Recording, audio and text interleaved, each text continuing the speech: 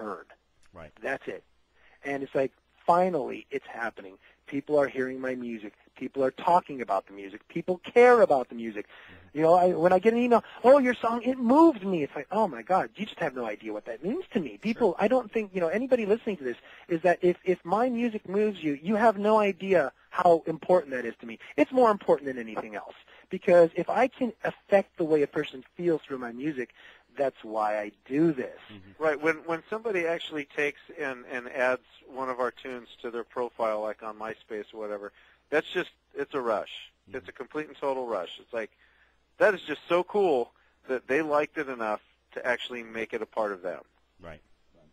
And at the same time, what's really nice is that a lot of, much like we talk about undiscovered things, because we come from a time where, I mean, I still remember, back in '82 when my friend Randy basically ran up to me in the back alley and goes, dude, come with me. I'm like, what? And he goes, dude, check this out. And he popped in a cassette of Kill 'Em All. And it's like, you know, one of the original cassettes, and he just sat there just with a jaw on the ground going, oh my God. Or when my other friend basically sat down and said, dude, you can hear this band Alcatraz. And then he starts playing, and he goes, no, ignore the music. He goes, listen to the guitar player. And that's Yngwie Malmsteen's first band. Yep, and I shat a brick. I'm like going, oh, this is the most amazing thing I've ever heard. I've never heard a guitar player like this. It's like this, in this day and age, I don't know if the kids and a lot of people have that kind of like blow you out of the water. Mm-hmm. You mean, unless it's once again orchestrated. Like even right now, you know, Muse is becoming kind of hot. They just did the VMA Awards. Now they did the VMA Awards. It got their first television exposure. Now everybody's going, oh, this new band Muse. They've been around for like 7 or 8 years. Yeah. You know, and Anvil's another one that's kind of, and I know part of their whole shtick is that they were the guys that stuck together for a million years, and you know, were playing, you know, just real small venues after they were supposed to be the next big thing. But you look at that. I mean, when you say stick to your dreams, you're right, Richard. And we're talking to a lot of people here now that are going to hear this. Not for 6 months, people. Not for a year. Not for 2. Lynzee, 25 years they've been around, and we're here talking to these guys, and they're back with a record label, a major record label, and they're putting out their records again. So, you know, there really is something to it. Yeah, and at the same time, when it comes to stick to your dreams, don't be stupid. Mm-hmm. Yeah, and what I mean by that, which is, you know, I mean, like the number one cardinal rule that I was taught when I first started putting bands together was the first rule of making a good band: fire your brother and fire your cousin. First rule. Yeah. Now that you fired your brother and your cousin, no, you can't put your best friend in. No. Yeah. Find musicians. Find people that want to play. Mm-hmm. But, you know, as far as dreams, it means keep it alive. Always hold on to the fire. But be realistic, which is, it's like, you know, hey, if you got to do a job, do it. But know that your day comes to a fucking end. Yeah. You can make the music after work. Mm-hmm. Know that, you know, the wife will go to bed. You can go into your room and practice your guitar later. You can always do it. The only person that stops you from it is you, nobody else. Sure. Yep, and that's absolutely right. I think that's what I'd like to impart to, you know, the younger generation that's on our site, you know, for the guys that have been around in the business for a long time like yourself. I think that would just be so valuable to them, because that's something that, well, when I was talking to Mark Tureen yesterday, he said that, you know, Frankie Benally took him aside when they'd go on the Sunset Strip, you know, and he'd say, you know, what the hell are you doing? You're doing this wrong. You're doing this wrong.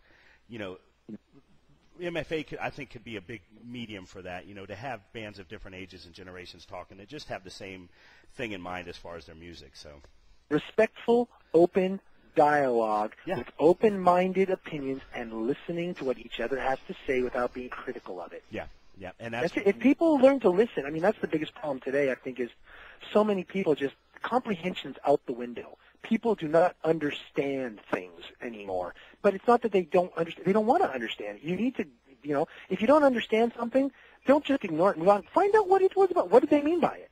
Look into it. Learn. Yeah. Learn from your mistakes. And our conversations we've had over email, you know that I begin and end everything with thanks. You know, and Richard begins and ends everything with "You're welcome, pissant."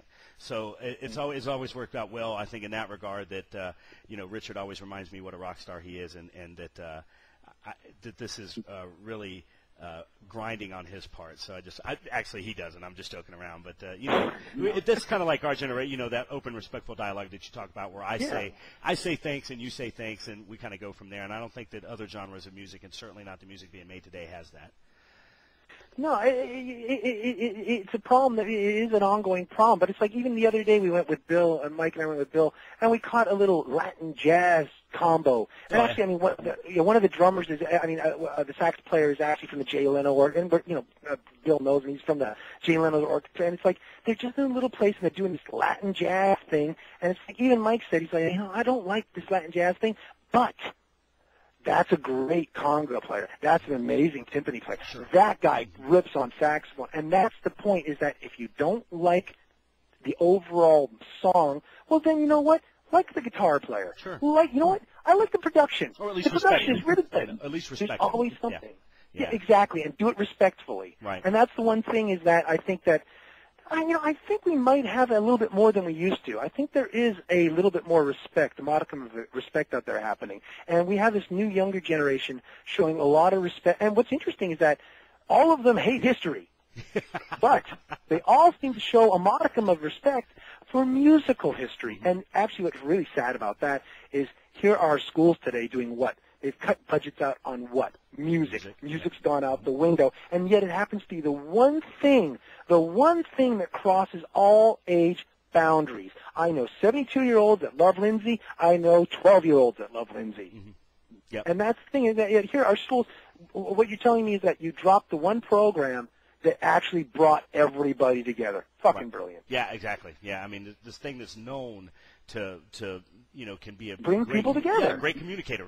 Actually, you took the words right out of my mouth. That's the thing that when I knew that we were going to do the interview, I knew that it was going to be a talk, because just the dialogue that we had in email, and I was just like, and I put it on the post yesterday. I said, I just feel like this guy's a friend. I've never talked to him, but I just feel like, we understand where the music's at.